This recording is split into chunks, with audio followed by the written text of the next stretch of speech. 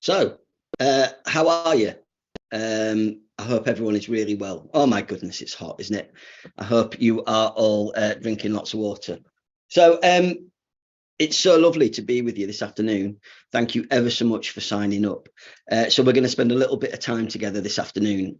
And I'd really love it at the end if we had some time for questions. So if you have any questions that you'd like to ask about anything that you hear during this session, then if you just pop them in the comments section on the YouTube link there, then I'll make sure that I answer as many of them as I can. So I thought it'd be rather fun today just to talk a little bit about reading and about writing, because both of those things are things that I found very difficult when I was at school, difficult to the point of it being almost a reader or indeed a writer. Found reading difficult. I've always found reading difficult. I've written 24 books, for goodness sake, and I still find reading difficult. There are a lot of books that I just will not read, won't even start, because when I look at them, they're just too long, too fat, too many words.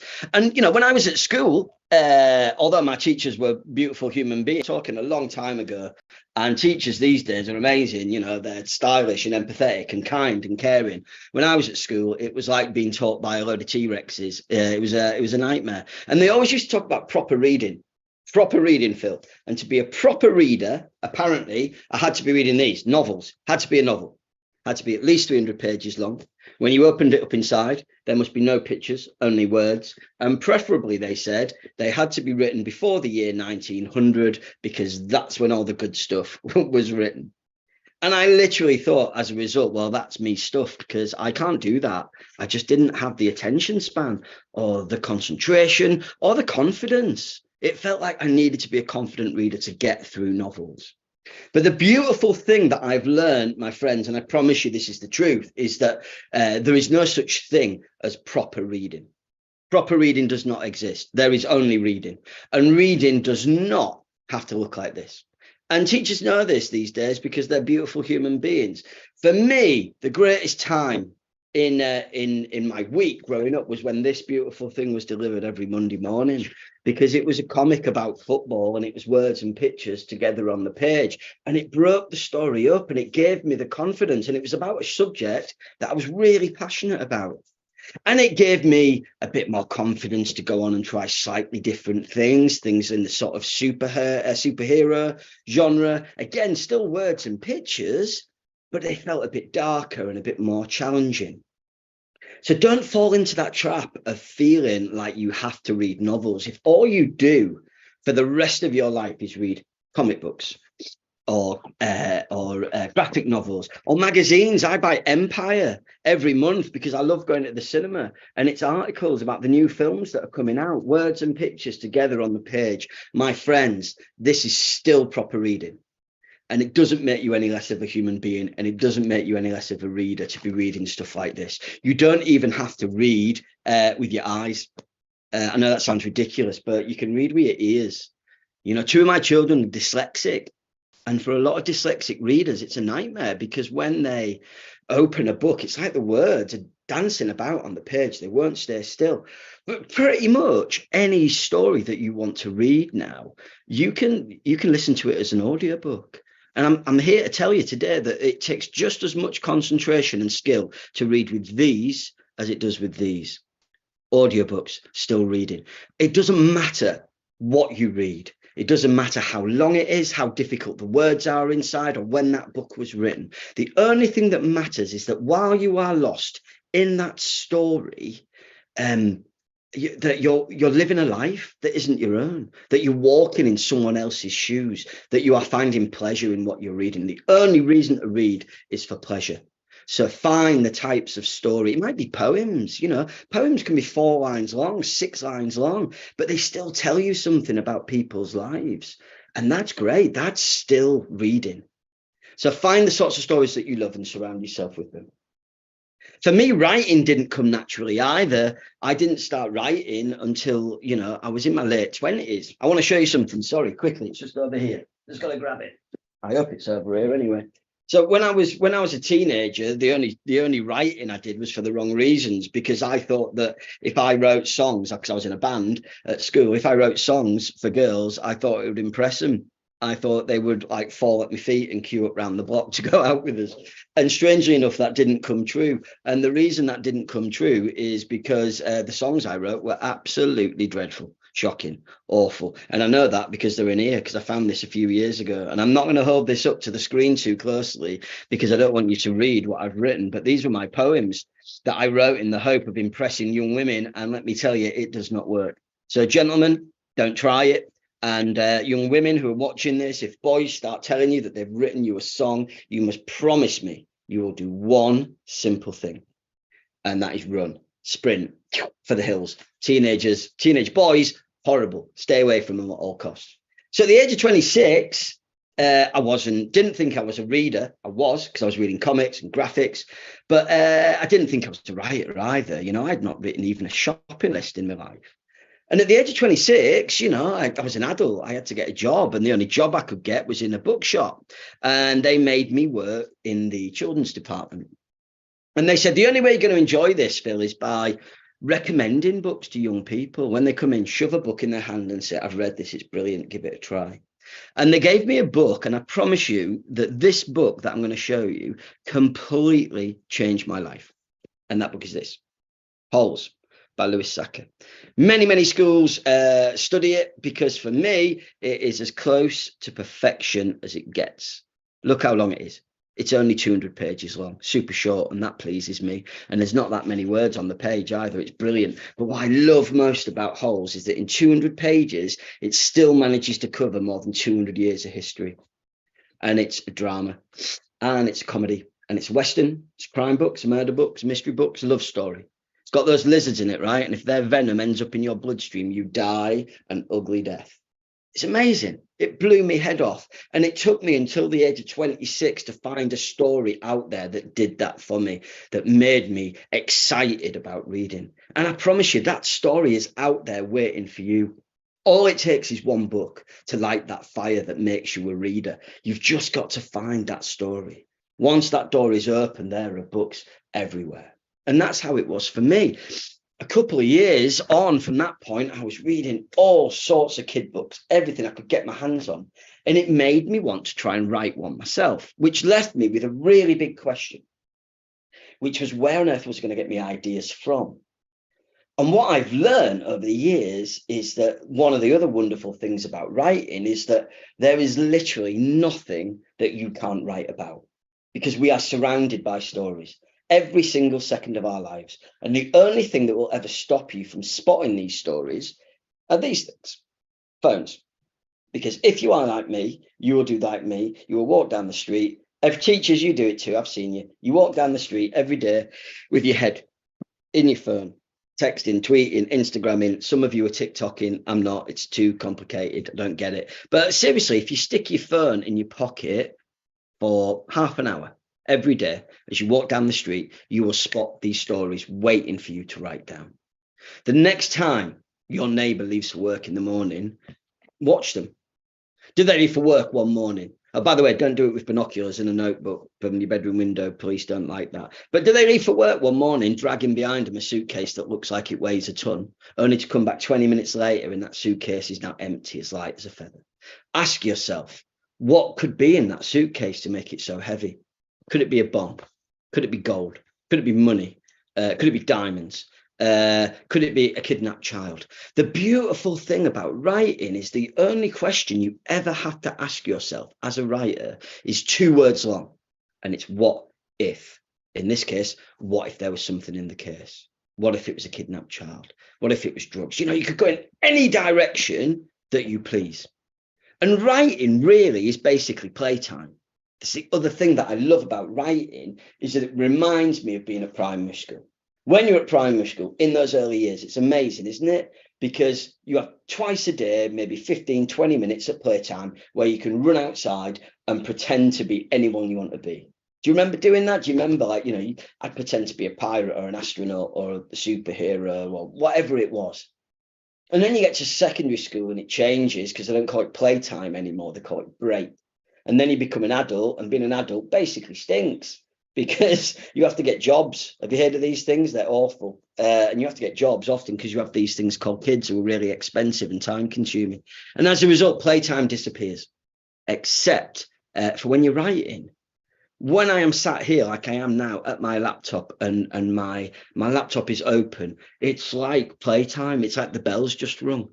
Because when I am writing, there is nowhere I can't go, nothing I can't do, no world I can't create, no person I can't pretend to be, no adventure that I can't go on this planet or any other planet for that matter. And for me, there are 7 beautiful reasons to write. Because when you are writing, it's powerful because there's literally nothing you can't do.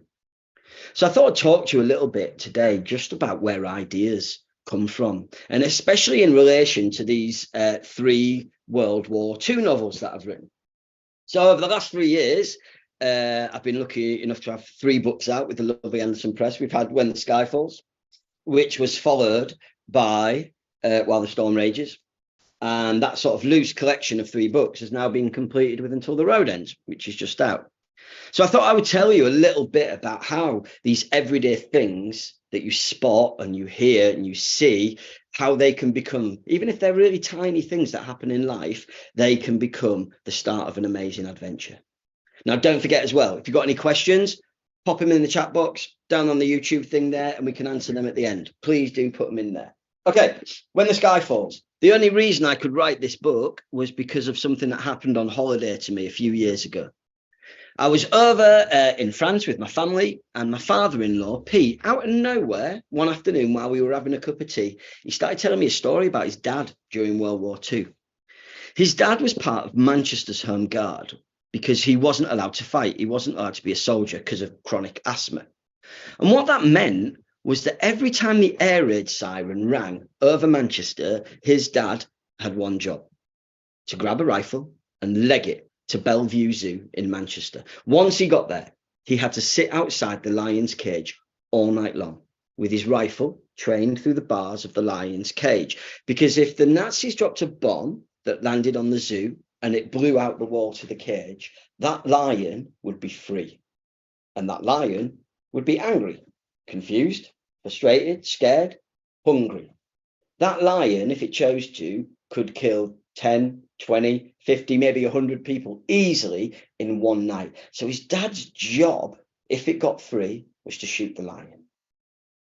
And I love that moment, seriously, when a new idea for a story comes to you. It's exciting. It's like, you know, when you've got like it's almost like a little electric shock. It's like someone's plugged you into the mains, like the hair on your arms starts standing up and it's prickling on the back of your neck.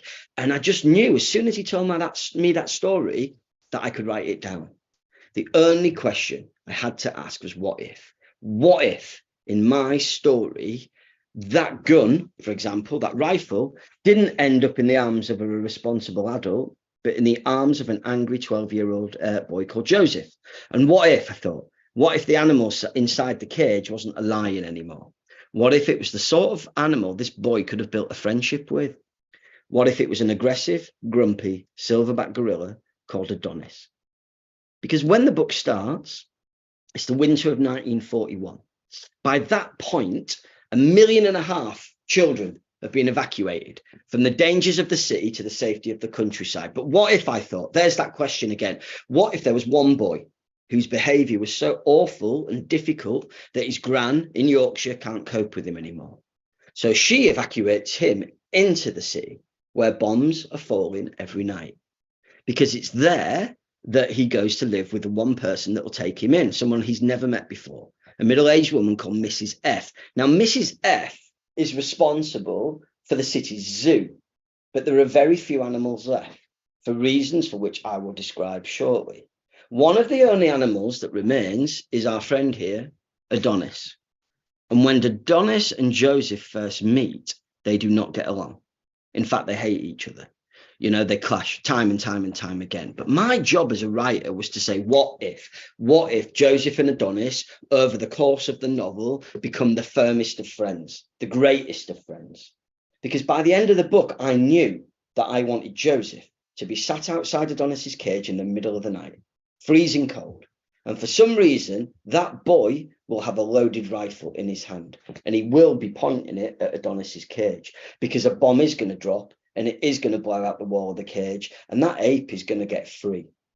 And as a result, Joseph is going to be left with the single biggest decision he will ever make in his life, which is, could he and would he possibly pull the trigger on the one thing in his life who's loved him? So how many of you could do that? Think about it. Maybe in your classrooms now, raise your hand if you would pull the trigger on that beast, your best friend, if it would keep everyone else around you safe. Put your hand up if you would do that. Hands down. Now put your hand up if you wouldn't. If there is absolutely no way in the world that you would possibly do that. Now, whether you said yes, you would, or no, you wouldn't, that's not the important thing. The important thing is that you're thinking about it. The important thing is that you might, in your classroom, have looked around to see what everyone else was saying, because that's what good stories do. They make you ask questions. They make you walk a mile in someone else's shoes so you can work out whether you would do the same things as them. Now, as I was working on When the Sky Falls, and I was working with my editor, Charlie said to me, Phil, be careful. You've given too many of the children there in your story pets. Don't forget what happened to the animals at the start of World War II. Now, I had no idea, obviously. So I Googled it. And it was there that I learned about this little book. So this is called Air Raid Precautions for Animals, Volume 12. Now, in September 1939, when war broke out, this little booklet was sent to every single house in the country, millions. And the first thing that people saw when they opened it up inside was this, an advert for the Cash Captive Bolt pistol. So you get a clue very early on that this is not going to be a happy read. And as the pages turn, what you learn is that it says, right, people, war is coming. It's going to be dangerous.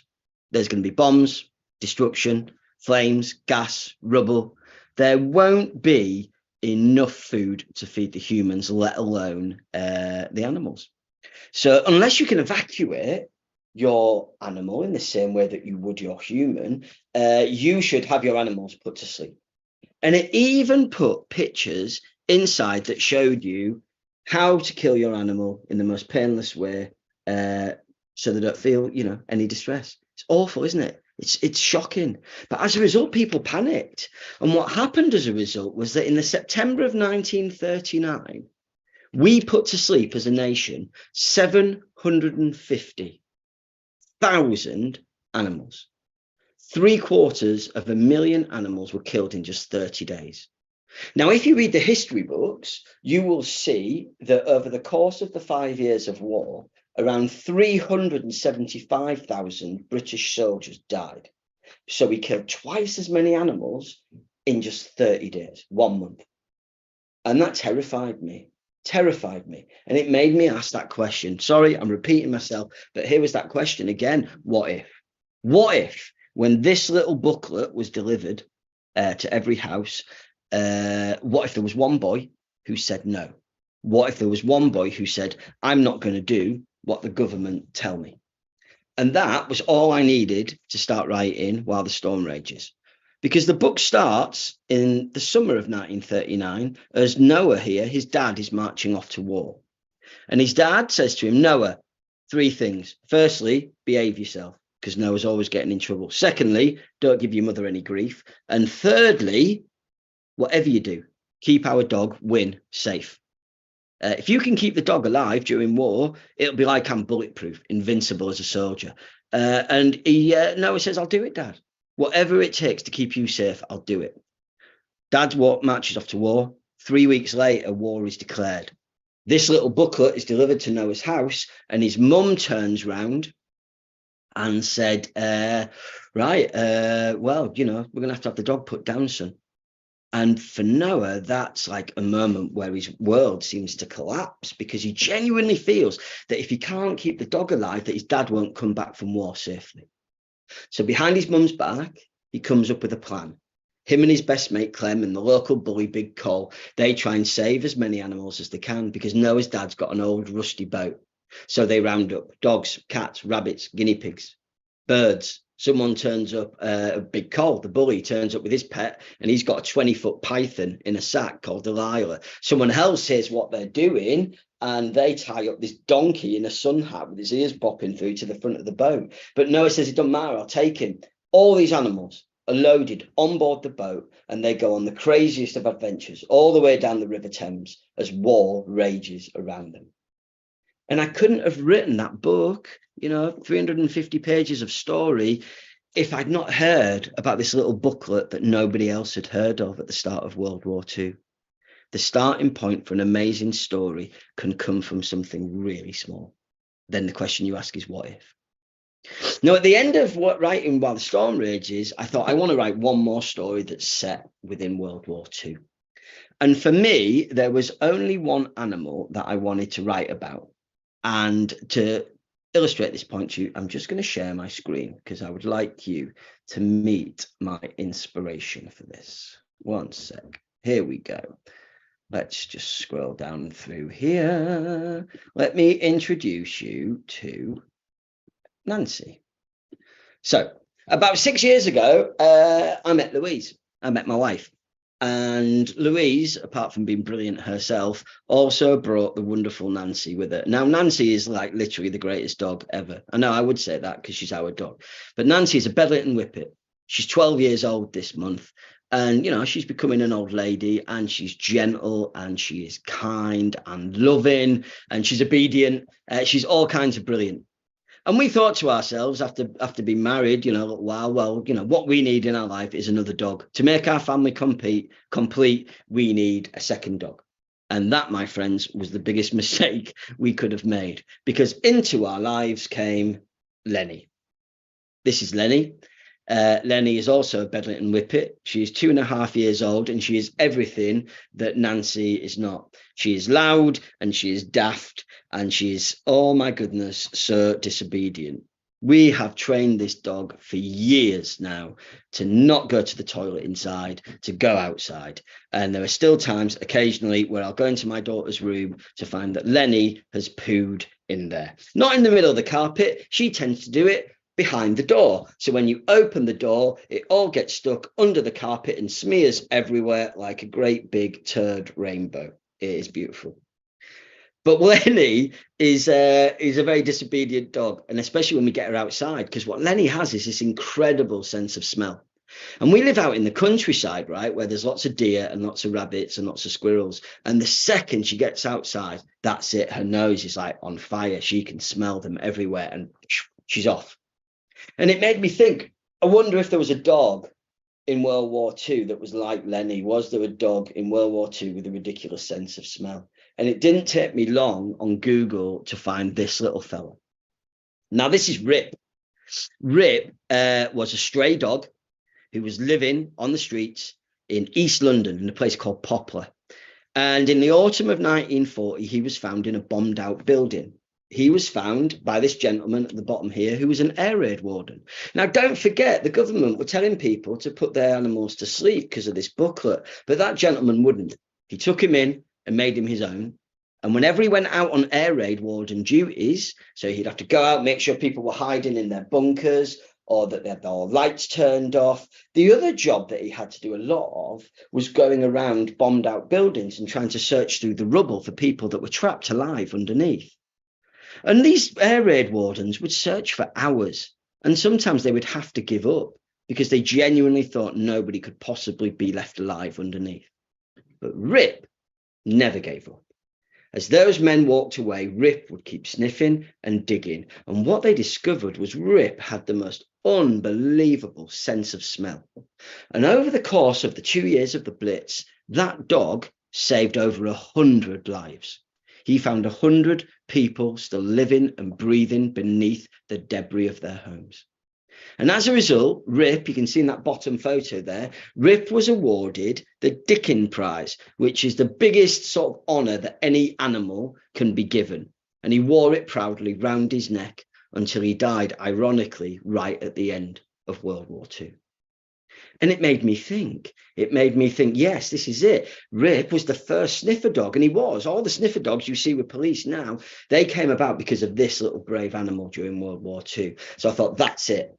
That is what I'm going to write about. I am going to write about a dog who is living on the streets at the start of the book. And strange enough, the dog in my story, who's called Beau, looks very much like my Nancy and Lenny. When the story starts, Beau's living on the streets, but one night he is rescued from being run over by a truck by this young girl called Peggy. Peggy takes him in, makes him her own, and already living in the house with her mum and dad and brother is a cat. A very sarcastic cat called Mabel. Now, if you have cats, you will know that they are unbelievably sarcastic animals, and I'm really scared of them as well. They terrify me. So Mabel makes life as difficult for Beau as he can. And next door lives a carrier pigeon called Bomber, who thinks that when the war starts, he's going to be called up as a soldier for some reason. He's not quite sure why. War breaks out. Peggy is evacuated to the south coast to live because it's not safe in London. And it leaves these three guys living with the family. But then something awful happens. And it's something that happened during World War II in real life. Let me just show you what I'm talking about. I'm going to show you this. So this is Balham High Road. Balham is in South London. And in October 1940, a 200-kilogram bomb detonated on Balham High Street. And you can see it there in that left-hand photo. So huge was the crater that it blew, was that a whole double-decker bus fell into it. That's scary enough. But what was really scary was that underneath the road, directly below it, was the underground station, where hundreds of people were sheltering from the bombs. They laid head to toe on the track. They laid head to toe on the platform. But on the track, there were rats and mice crawling around everywhere, but they had to put up with it. The only problem was that bomb exploded, blew out the gas pipe, blew out the water pipe. And in the right-hand picture there, you can see that platform filled with rubble and gas and water and destruction. And as a result, around 70 people lost their lives that night. And that scared me. I thought, what if that happened to these animals? What if their adults were killed in the bomb and they have to make a journey all the way from South London down to the south coast in order to be reunited with their little girl? And that's how the story starts. I had to get them from South London to Bournemouth. I couldn't make them walk all that way because it would simply be too far. So I thought, okay, how am I going to get them there? Oh, I know. I'll put them on a train. And it made me think, what sort of animals might be traveling on trains during World War II? And oh my goodness, you are not going to believe what I found. But before I tell you, I thought I would read you just a short bit so you can work out in your head whether you think this could possibly happen in real life. So Beau, Bomber, Beau and Mabel are on a train, a locomotive, heading down from London down to the south coast. They've stowed away on a train and they are very thirsty. They have jumped from carriage to carriage looking for something to drink, and they can't find anything until in an empty carriage, otherwise empty carriage, they find a huge wooden crate, and inside seems to be a big glass tank, and it's full of water, but above the tank there are metal bars. Because Mabel is a really dexterous cat, she can jump up onto the top of the tank to have a drink. And this, my friends, is what happens next. The water moved. Not just ripples caused by her drinking, this was more than that. She lifted her head, banging the bars in the process, which made her wobble momentarily. She stared at the water, thought she saw sway again, but then put it down to an overactive imagination. "What are you doing down there?" Beau called. "And more importantly, how am I going to get any?" But as Mabel turned to tell him to hush, it came again, and this time it was no ripple. It was a wave, as something long and green and scaly broke the surface, moving with such speed and elasticity that it was a blur before disappearing beneath the surface again. "What's happening?" Beau called. "Is there something inside?" He'd not seen it, but he could tell the cat was spooked. "I don't know, but I'm getting..." Mabel didn't finish her sentence. She couldn't, as without warning, the monster from the deep emerged for a second time, a wild, thrashing green limb emerging and spraying water everywhere. Beau was too shocked to drink it, though not as shocked as when Mabel wobbled and fell with a splash beneath the surface. He tried again to scale the side of the crate, but even if his claws dug in once or twice, they wouldn't hold enough time to get him even halfway up. "Bomber!" Beau shouted. "Bomber, come quick! Help!" Was Mabel all right? Was the thing hurting her, holding her underwater, or worse? He had to do something. And so he scratched again at the side of the crate, his claws finally catching as he clambered like a mountain goat. But as the apex approached and his chest tightened, he felt a presence above him in the form of Bomber, who'd arrived and was circling, eyes widening with every pass he made. "Beau!" Bomber yelled. "Get down!" But there wasn't time, as a torrent of water flew in all directions, soaking not only Beau but Bomber too. What followed was unexpected. A blur and whirl of fur and scales and talons and teeth, lots of teeth. It started with Mabel, screeching furiously from the water, soaked, of course, drenched to the core. It didn't slow her down, and she tore over the lip of the crate, knocking Beau to the ground. She landed on top of him, but didn't stop, her eyes wide with a panic that Beau had never seen before. "What's going on?" he cried. "You don't want to know," yelled Bomber. "You do not want to know." But then, as he backed away to the wall, Beau saw it. A long green jaw breaking the water. There were teeth, long and white and sharp, punctuating the gloom, snapping and snarling at the bird who made sure he was nowhere in range. "That's a crocodile!" Beau howled. 3 words that he never thought he would have to utter. But it was true. There was no denying it. "Mabel!" Beau called, bounding after him unsuccessfully. "It's all right. You're safe now. It can't get out. There are bars." But whatever he said, and no matter how many times he said it, she could not hear him. It was like she had the devil in her. She saw Beau. He swore she did, but it made no difference. She'd been scared so deeply she couldn't keep still, and in a last fit of despair, she pinballed into the open doorway. It all seems to happen in slow motion. Mabel falling backwards, Beau screaming at her not to. Even Bomber's speed was no match. Off balance and terrified, Mabel tumbled through the door, the wintry wind pulling a soaking wet body, soaking it into its grasp. "No!" cried Mabel. But it was too late. She tumbled from the carriage and down to the tracks below, leaving Beau and Bomber totally powerless. And if you want to know if Mabel could possibly survive, read on. So you might think that sounds really far-fetched. How on earth could a crocodile ever be on a train in the middle of World War II just outside London? But my friends, it happened. Because let me introduce you to, one second, Coringa. Now, Coringa was a circus performer who travelled around the country on trains during World War II, entertaining people and keeping their spirits up. She was what's known as a fakir, which basically means she was like a hypnotist, a mesmerist. But she liked hypnotizing people, but she preferred hypnotizing animals, in particularly snakes and crocodiles. And would you believe Coringa travelled all over the British Isles with her 6 crocodiles, the largest of which was called Churchill.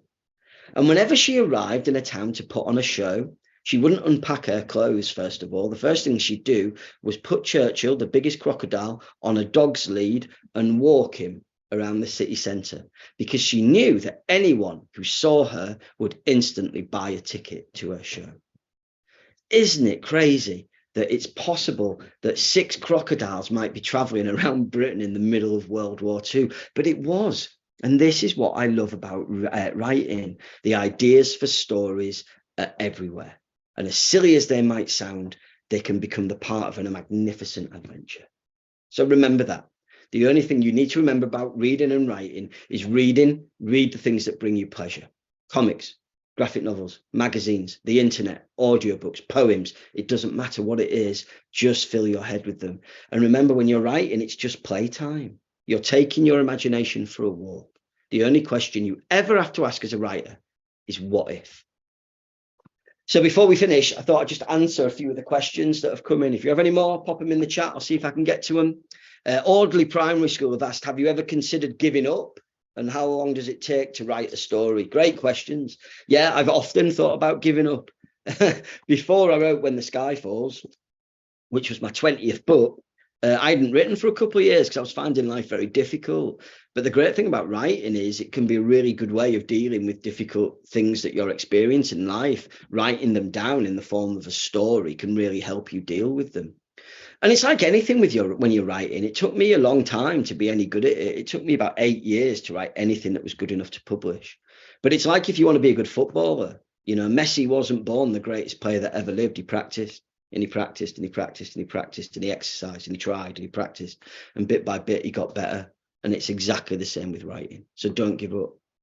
They also say, how long does it take you to write a story? Well, to write a story like this, it takes me about 6 months to write the first draft of it.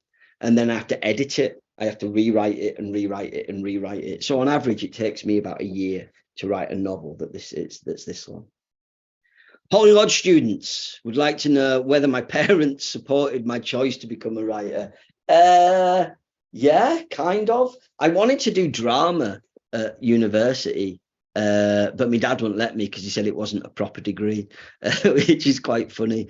But I learned more about how to write stories through drama than I did from reading books, if I'm honest. You know, when you're watching plays or watching things on the telly, you learn how to write good dialogue, how people speak. You still learn a lot about the pace of a story.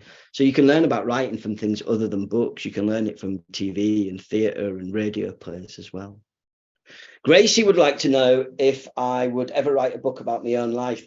Well, I put myself in a lot of these characters. So a lot of the things that happen to my characters are things that have kind of happened to me.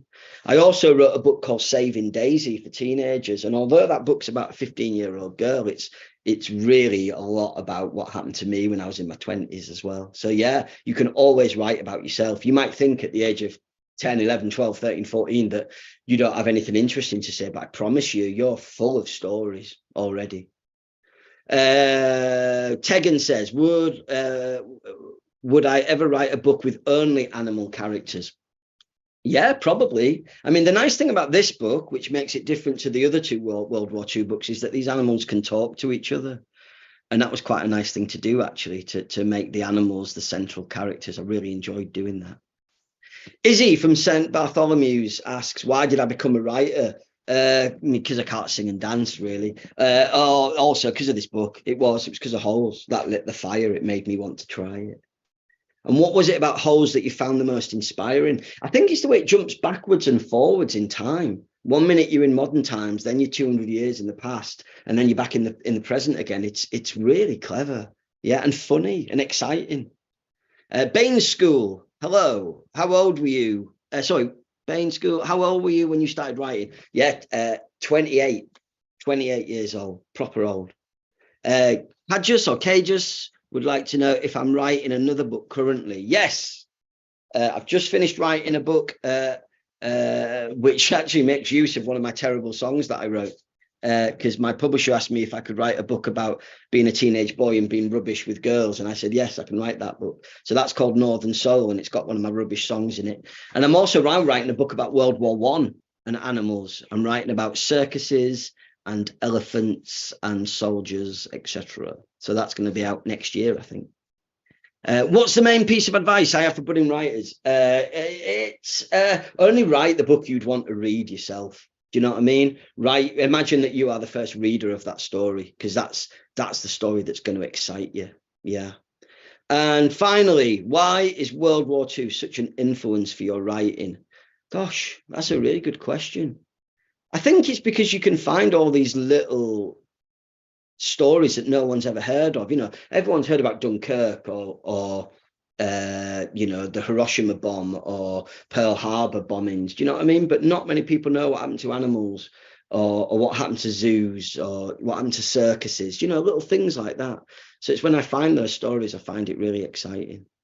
And finally, someone's just popped in. Have you ever considered writing your own graphic novel? Yeah. Anderson Press, my lovely publishers, are looking at the moment about whether we can turn this, When the Sky Falls into a graphic novel, which would be really exciting. I don't think I would write it though, because I think it takes an awful lot of skill, and it's not a skill that I earn yet. So I think I'd have to do an awful lot of practicing to be that good. Listen, thank you for your questions. They're amazing. And thank you for being with us this afternoon. I know it is literally hotter than the surface of the sun out there. So I hope it's been a nice way to spend 40 minutes. Thank you to you. Thank you, teachers, as well, for the massive difference that you make to my writing career. You're amazing. Can't thank you enough. And find that book, find that story that you love, and read as many of them as you can. It's lovely to see you all. See you soon. Bye-bye.